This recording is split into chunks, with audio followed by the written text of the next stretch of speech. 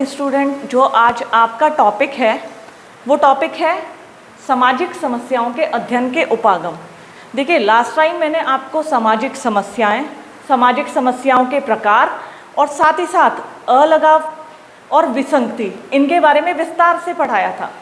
लेकिन जो आज आते हैं वो है सामाजिक समस्याओं के अध्ययन के उपागम।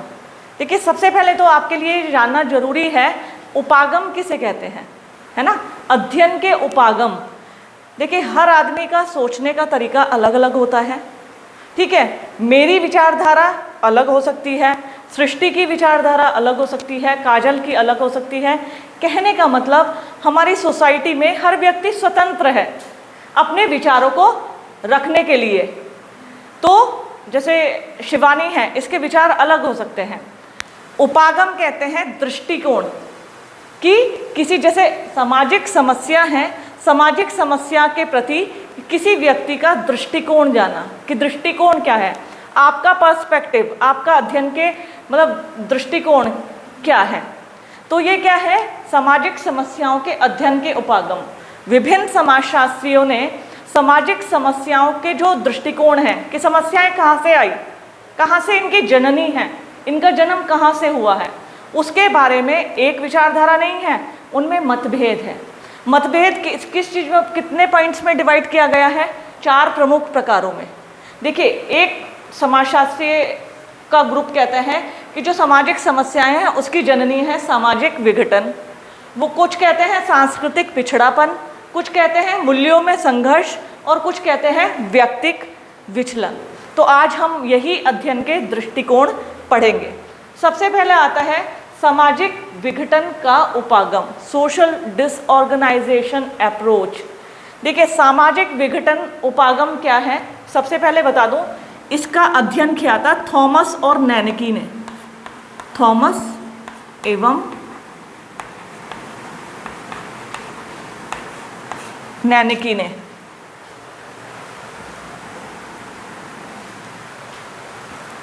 आपने कहा था कि जो सामाजिक समस्याएं हैं, कहीं ना कहीं उनका जो जन्म हुआ है सामाजिक विघटन से हुआ है। देखिए, उन्होंने क्या बताया था, समाज का जब जन्म हुआ, समाज जब अस्तित्व में आया, किसी प्रकार की कोई समस्या नहीं थी समाज में। समाज बिल्कुल समस्या विहीन समाज था। ध्यान से समझिएगा।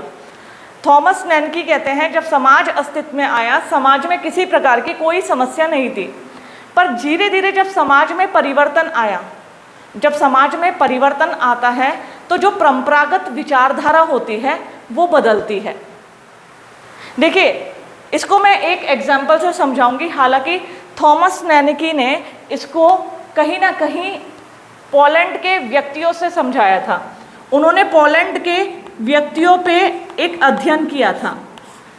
पोलैंड यूरोप में है। पोलैंड के कई ग्रुप में व्यक्ति पोलैंड को छोड़कर अमेरिका में जा बसे। जब वो अमेरिका में गए तो वो अपने परंपरागत मूल्यों को भूल गए थे, अपने पोलैंड और यूरोप की संस्कृति परंपरागत मूल्यों को भूल गए थे।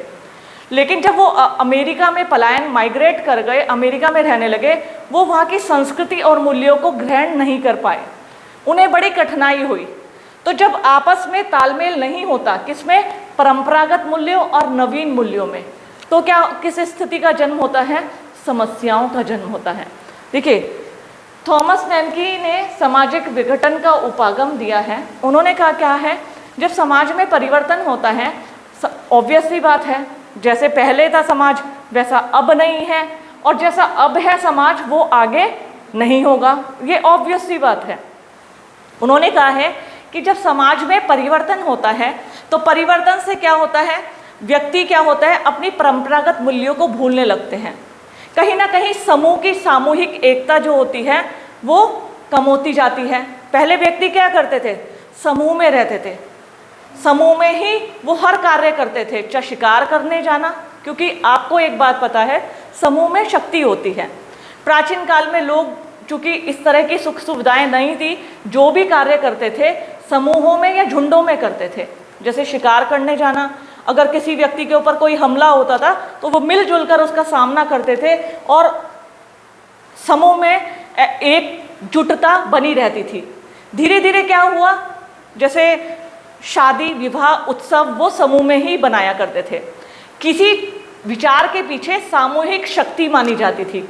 समूह के शब्द जब सब लोग सहमत होते थे तभी किसी कार्य को किया जाता था। लेकिन जब सामाजिक परिवर्तन आया, सामाजिक परिवर्तन से परंपरागत मूल्य और विचारधारा में बदलाव आया। समूह का अस्तित्व कम हुआ। कैसे? क्योंकि व्यक्ति फिर अपने बारे में सोचने लगा कि मैं हूँ, मैं अपने लिए काम कर रहा हूँ, मेरा अच्छा हो, मेरे पास धन हो, मेरा घर अच्छा हो, मेरे बच्चे पढ़ें। मतलब पहले वो समूह में काम करता था, समूह का कल्याण हो, पूरे समूह आगे बढ़े, सामूहिक शक्ति होती थी। लेकिन धीरे धीरे जब सामाजिक परिवर्तन आया, सामाजिक परिवर्तन से परंपरागत मूल्य बदले, मूल्यों के बदलने से व्यक्तिगत अपनी इच्छा और जो भावनाएं होती थी वो प्रबल होने लगी। उससे क्या हुआ? व्यक्ति अपने बारे में सोचने लगा। और कहीं ना कहीं जब ये सब चीज़ आती है तो उसमें आपस में क्या होता है? अनेक समस्याएं जन्म ले लेती हैं।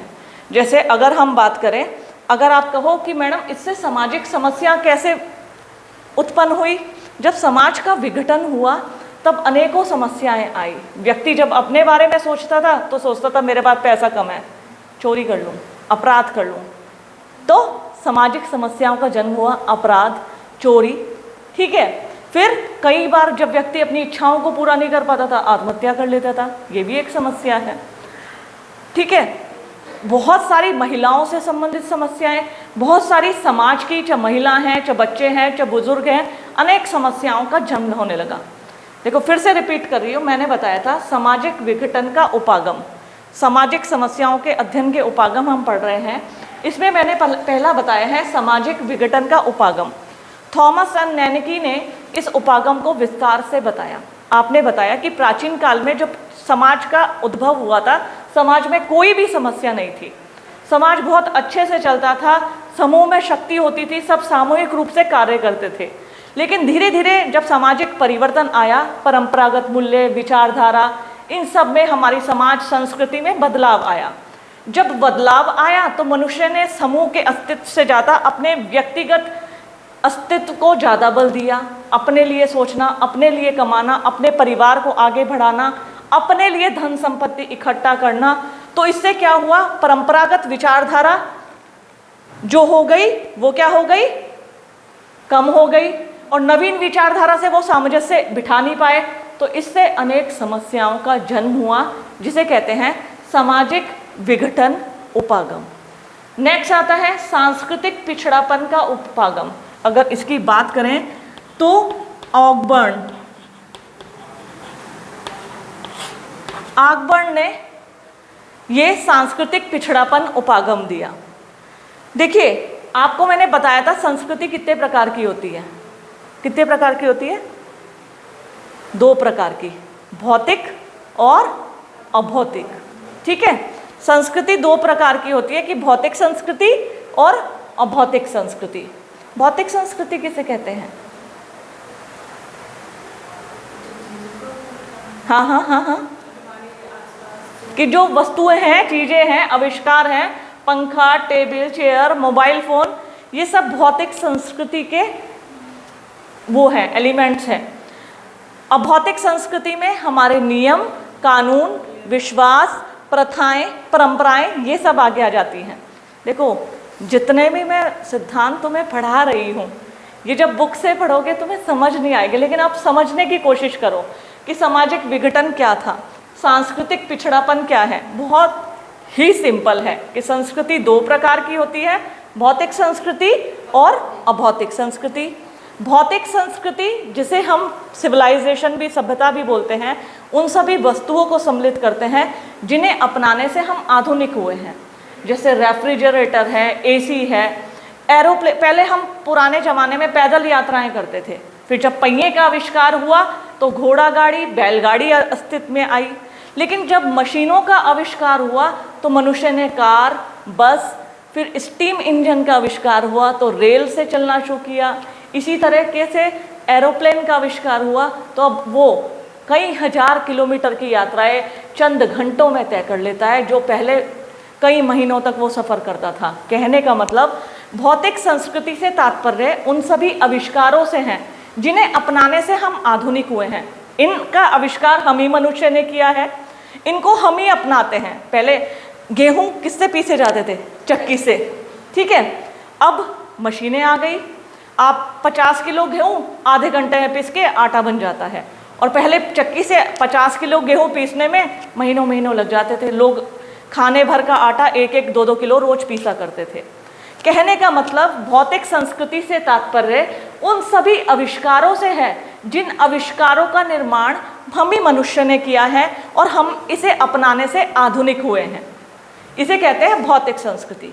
अब भौतिक संस्कृति कहते हैं उन सभी विश्वास, नियम, प्रथाएं, परंपराएं जो बनाई तो हम मनुष्य ने हैं, लेकिन क्या होता है कहीं ना कहीं ये हमें बांधे रखती है। हम इसको देख नहीं सकते, छू नहीं सकते, हाँ अपने व्यवहार में शामिल करते हैं। जैसे हमारे धार्मिक नियम होते हैं, कानून होते हैं, प्रथाएं होती हैं कि जब घर में कोई बुजुर्ग आए तो उनका आदर सत्कार करिए। बहुओं से कहा जाता है आप चरण स्पर्श करिए, सर को ढकिए, ठीक है। मंदिर में जाएंगे तो आप अपने चप्पल जूते बाहर निकाल के जाएंगे। तो वो सभी नियम और विश्वास हमारा क्या कहता है, हम अगर धार्मिक विश्वास की बात करें तो जब हम सभी लोग अपने अपने धर्म पे विश्वास करते हैं, जब हम किसी विपत्ति में, किसी समस्या में फंसे होते हैं तो हम क्या करते हैं, हे प्रभु बचा ले मुझे, क्योंकि हमें विश्वास है कि प्रभु हमारी रक्षा करेंगे। ये हमारा धार्मिक विश्वास है। तो ये अभौतिक संस्कृति है, वो सब नियम, प्रथाएं, परंपराएं, धार्मिक विश्वास निर्माण हम ही मनुष्यों ने किया है, लेकिन कहीं ना कहीं हम इसमें पिछड़े हुए हैं। मतलब कहते हैं ना ये प्राचीन परंपरा में है। अब आगमन क्या कहते हैं? आगमन कहते हैं जब भौतिक संस्कृति अभौतिक संस्कृति से आगे निकल जाती है। भौतिक संस्कृति अभौतिक संस्कृति से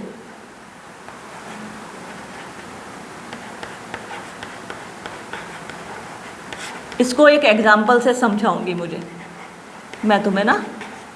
देखिए, जब भौतिक संस्कृति अभौतिक संस्कृति से आगे निकल जाती है तो इसको आगमन ने कहा है सांस्कृतिक पिछड़ापन। ध्यान से सुनो मेरी बात, अभी मैं इसको एक एग्जाम्पल से भी समझाऊंगी। वो कहते हैं कि जब भौतिक संस्कृति होती है हमारी, भौतिक संस्कृति क्या बताई थी मैंने? हाँ, और अभौतिक संस्कृति, हाँ, बिल्कुल समझ गए। जब भौतिक संस्कृति अभौतिक संस्कृति से आगे निकल जाती है तो ये अवस्था जन्म देती है सांस्कृतिक पिछड़ापन को। और इससे समस्याओं का जन्म कैसे होता है ये मैं तुम्हें अभी बताती हूँ। देखिए, भौतिक संस्कृति आविष्कार, ठीक है, पहले हम सोचते थे जितनी आपदाएं हैं, आपदाओं के पीछे क्या है, देवी देवता, या हमने कुछ ऐसा काम किया इसलिए हमारे साथ दुर्घटना हो गई। लेकिन हम कहीं ना कहीं अब प्रकृति का रहस्य जान चुके हैं। जो भूकंप, चक्रवात, भारी बारिश आती है, पहले से ही अलर्ट आ जाता है कि भारी बारिश, आंधी तूफान आने वाला है, क्योंकि हमारा टेक्नोलॉजिकल सिस्टम इतना सॉलिड हो गया है कि हम जान चुके हैं। साइंस और टेक्नोलॉजी ने हमें बता दिया है। तो साइंस और टेक्नोलॉजी क्या है? आविष्कार, जिन्होंने कहीं ना कहीं हमें बता दिया है कि जो ये भूकंप है, आंधी है, तूफान है, ये देवी देवताओं का प्रकोप ना होकर कहीं ना कहीं साइंस इन्वॉल्व है इसमें। तो जब भौतिक संस्कृति अभौतिक संस्कृति से आगे निकल जाती है, यानी हम उस नियमों, विश्वासों, परंपराओं का रहस्य जान चुके होते हैं और हम आगे निकल जाते हैं, तो इसे कहते हैं सांस्कृतिक पिछड़ापन। आगमन ने इसे कहा है सांस्कृतिक पिछड़ापन। देखिए, जब भौतिक संस्कृति में, हम भौतिकवादी युग में आगे जाते हैं तो हम कहीं ना कहीं आदी हो जाते हैं मोबाइल फ़ोन के। अच्छी चीज़ें, कार होनी चाहिए, अच्छा घर होना चाहिए, घर में एसी भी होना चाहिए, मोबाइल फ़ोन एप्पल का होना चाहिए, फिर हमारे पास सारी सुख सुविधाएं हों। जब आदमी अपने व्यक्तिगत एनहांसमेंट, अपनी व्यक्तिगत प्रगति के बारे में सोचता है तो कहीं ना कहीं जब उसकी इच्छाएं पूरी नहीं हो पाती तो वो क्या करता है? अपराध, गलत रास्तों पे चलता है, गलत नियमों पे चलता है। और कहीं ना कहीं जो ये गैप आ जाता है भौतिक संस्कृति अभौतिक संस्कृति। पहले हम सोचते थे ऊपर वाला हमें देख रहा है, वो हमें इसकी सजा ज़रूर देगा। अब हमारे अंदर ये डर ही नहीं है, अब हम कहते हैं कि हम ही हम हैं, कोई ऊपर वाला नहीं है, किसमें इतना दम है ना, ये वाली भावनाएं आ गई। तो कहीं ना कहीं जब भौतिक संस्कृति अभौतिक संस्कृति से आगे निकल जाती है तो सांस्कृतिक पिछड़ापन की स्थिति जन्म लेती है, जो सामाजिक समस्याओं की जननी है। नेक्स्ट आता है मूल्यों में संघर्ष का उपागम। मूल्य, देखिए हमारे मूल्य होते हैं वैल्यूज़, सामाजिक वैल्यू मूल्य जिसे हम कहते हैं सोशल वैल्यू, उदारता, ईमानदारी, कर्तव्यनिष्ठता, कर्तव्यपरायणता। मूल्य जो होते हैं किसी समाज के आदर्श प्रतिमान होते हैं, जो हमारे समाज में, इवन आप बैठे हो स्टूडेंट और मैं हूँ, हमारे लिए समाज ने कुछ वैल्यूज़ हैं। मतलब ये कहा जाता है आप ईमानदारी से मेहनत करिए, आप ईमानदारी से नौकरी कीजिए, मेहनत करिए, ठीक है, देशभक्ति का जज्बा अपने अंदर रखिए। तो ये सब क्या होते हैं, हमारे मूल्य होते हैं। तो मूल्य जो होते हैं किसी समाज के आदर्श प्रतिमान होते हैं, और ऐसा कहा जाता है मूल्य हमारे व्यवहारों को प्रभावित करते हैं। जो व्यक्ति की मनोवृत्तियाँ, भावनाएं और व्यवहार करने के तरीके होते हैं वो मूल्यों से प्रभावित होते हैं। ध्यान से समझना, मैं सोशल वैल्यूज़ की, मूल्यों की बात कर रही हूँ। और मूल्य जो होते हैं किसी समाज के आदर्श प्रतिमान।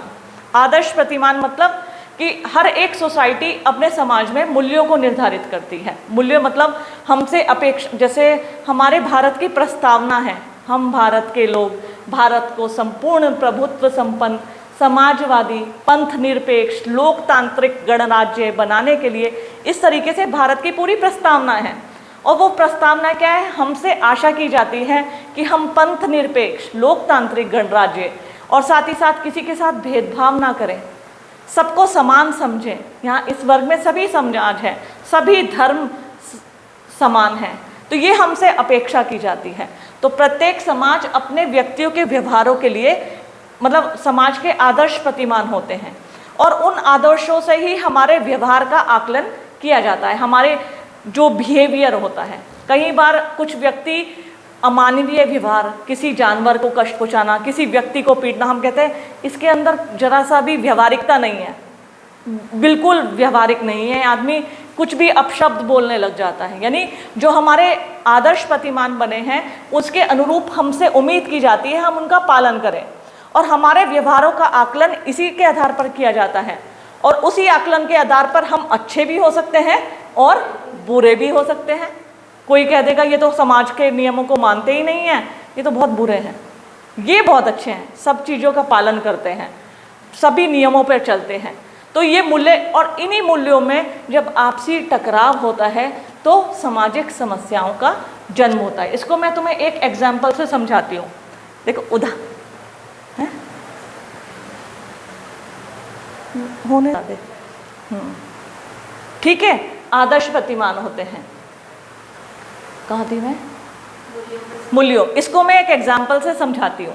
जैसे क्या होता है, जैसे आजकल की युवा पीढ़ी है और वृद्ध पीढ़ी है।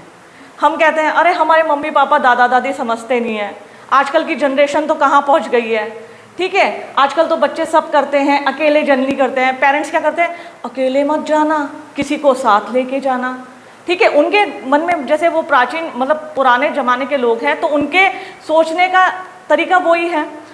तुम सब यंगस्टर हो, नवीन पीढ़ी हो, आगे निकले हो, तुम्हें पता है आज इतना कानून सॉलिड हो गया है, तुम्हें कोई छेड़ नहीं सकता। लड़कियों के लिए इतने कानून बने हैं, तुम्हें नॉलेज है कि कोई हमें कुछ कह नहीं सकता।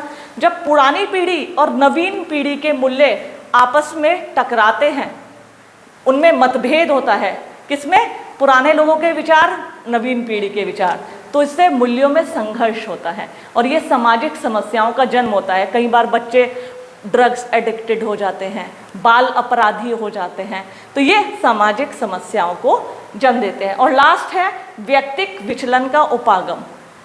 देखो व्यक्तिक विचलन, जैसे कि मैंने बताया था, व्यक्ति किसे कहते हैं, पर्सनल, व्यक्तिक, अपना। मैंने कहा था ना, आज की जो युग चल रहा है हर व्यक्ति अपने बारे में सोचता है, मेरा अच्छा हो, मेरे पास कार हो, मेरी संपत्ति हो, मैं ऊंचे पद पर पहुंच जाऊं, मुझे प्राइज मिले, मेरे बच्चे आगे मिले। क्या तुमने कभी किसी को देखा ऐसे बोलते हुए काश सबके बच्चे फर्स्ट आए, बहुत कम व्यक्ति सोचते हैं इस बारे में। सब सोचते हैं कि मेरे बच्चे आगे निकले, मेरे बच्चे तरक्की करें, मेरे बच्चे अच्छे रास्ते पे जाएं, अच्छे अच्छे पदों को धारण कर लें। तो जो ये मैं की स्थिति है, मैं की स्थिति क्या करती है कई बार व्यक्ति के लिए, जैसे कुछ हमारे मर्टन ने बताया है, R.K. मर्टन ने, कि हर समाज अपने व्यक्तियों के लिए कुछ लक्ष्य निर्धारित करता है, कुछ गोल्स निर्धारित करता है और हमसे उम्मीद की जाती है हम उन गोल्स को पाएं। कहने का मतलब कोई व्यक्ति है, प्रतियोगी परीक्षा पास करके वो आगे निकल गया, ठीक है, तो समाज उसको एप्रिसिएशन देता है, उसके पास धन संपत्ति होती है, तो दूसरे व्यक्ति सोचते हैं काश मैं भी ऐसे आगे निकलूं, ठीक है, उसके अंदर चाह तो है आगे निकलने की, पर वो उतनी मेहनत करने में सक्षम नहीं है, तो वो नियमों का उल्लंघन करता है, गलत रास्ते पर चलता है, किसी के थ्रू पैसे देकर सिलेक्शन करवा लिया, ऊंचे पद पर पहुंच गया, फिर पैसे दिए तो उसने प्रमोशन पा लिया, या फिर कुछ पैसा दिया तो टेंडर ले लिया। तो जब व्यक्ति उन नियमों का उल्लंघन करता है, जानबूझकर उल्लंघन करता है जो समाज के द्वारा बने हैं, तो उस उल्लंघन में क्या होता है, व्यक्तिक विचलन की स्थिति उत्पन्न होती है। अपराध, वेश्यावृत्ति, मद्यपान, ठीक है, अपराध, बाल अपराध, ये सब जो समस्याएं हैं ये इसी कारण उत्पन्न हुई हैं। किसके कारण? इन्हीं सब समस्याओं के कारण, कि जो ये विचलन की स्थिति होती है कि व्यक्ति सोचता है कि मैं जल्दी से सक्सेस ले लूं, जल्दी से क्या करूं, सक्सेस हो जाऊं, सफल हो जाऊं, और सफल होने के पीछे वो ये नहीं देखता कि मैं शॉर्टकट का रास्ता अपना रहा हूं, कि गलत रास्ते पे चल रहा हूं, नियमों का जानबूझकर उल्लंघन कर रहा हूं। तो इससे क्या होता है, समस्याएं उत्पन्न होती है। तो ये थे बच्चों सामाजिक समस्याओं के अध्ययन के उपागम। पहला सामाजिक विघटन का उपागम, दूसरा सांस्कृतिक पिछड़ापन का उपागम, मूल्यों में संघर्ष का उपागम और व्यक्तिक विचलन का उपागम। इसका क्वेश्चन लिख लीजिएगा अब।